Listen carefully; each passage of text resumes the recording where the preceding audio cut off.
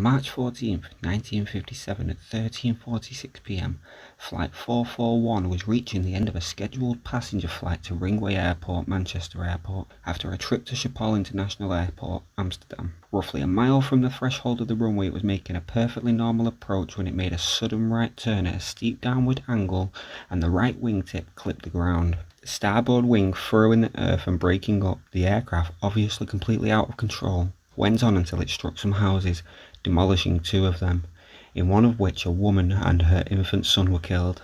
The aircraft came to a rest in the ruins of the houses and immediately caught fire and set fire to the houses. All the crew members and the passengers were killed in the incident.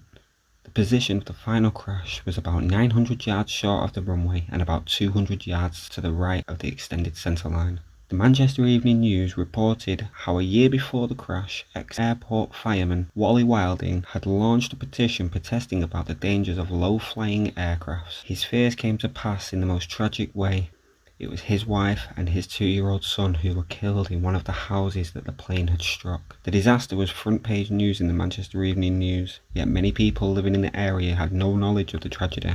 At the time, there was no mass media coverage, yet the Viscount Vickers discovery was BAE's flagship plane. It was the first of its kind to crash. You saw models of this plane in the windows of travel agents. The cause of the accident was a fracture due to fatigue of a 9/16-inch bolt holding the bottom of the number 2 starboard wing unit.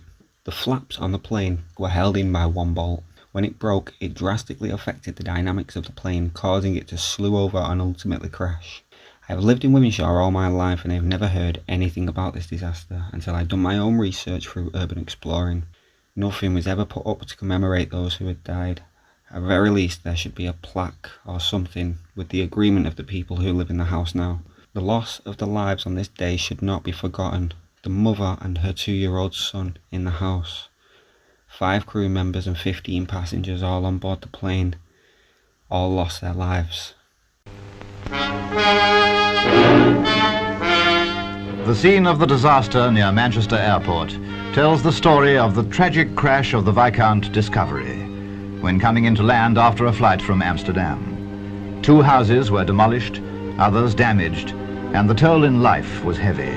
15 passengers, the crew of 5, and in one of the houses a mother and her 2-year-old son. This was the first fatal accident to a Viscount, and the first to a British European Airways plane for 4 years.